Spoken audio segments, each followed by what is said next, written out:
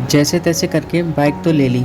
अब बारी थी बाइक में मॉडिफिकेशन की, जिससे मैं बाइक चला सकूं। पैरों से डिसेबल पर्सन के लिए कोई भी बाइक अधूरी है जब तक कि उसमें साइड अटैचमेंट ना हो। खास करके मेरे जैसे डिसेबल पर्सन के लिए जिसके दोनों पैर सपोर्ट ही ना करते हों।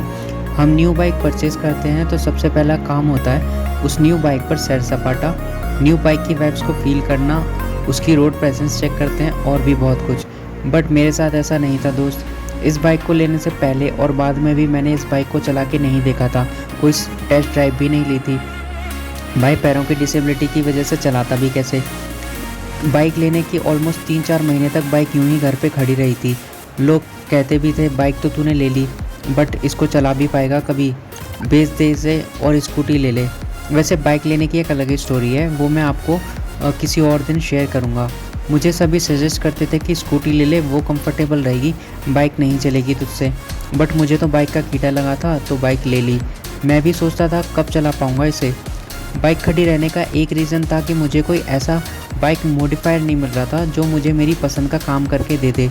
मैंने 3-4 मॉडिफायर से बात भी की थी, बट वो सभी बाइक में नॉर्मल वाला साइड अटैचमेंट और हैंड अटैचमेंट कर रहे थे, जो मुझे नहीं चाहिए था। अपन को चाहिए था कुछ अलग, बोले तो फुल मॉडिफिकेशन।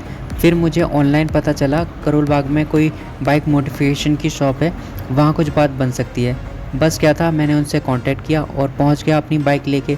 उन्होंने मेरी रिक्वायरमेंट पूछी और उन्होंने सेम वही करने का एश्योरेंस दिया। 1 मंथ का टाइम बोला था, 15 दिन में अपनी बाइक रेडी हो गई।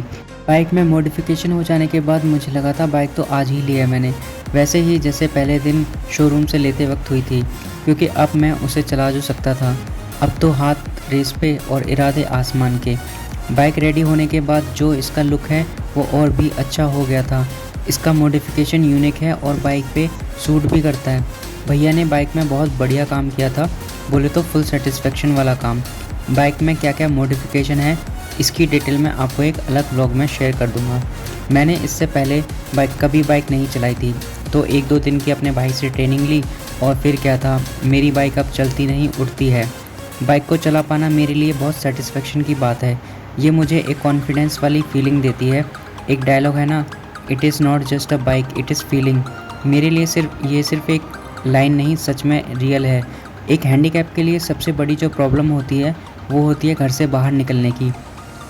और अगर घर में कोई अपना साधन ना हो तो ये प्रॉब्लम कितनी बड़ी हो जाती है एक नॉर्मल बंदा शायद ही महसूस कर सकता है।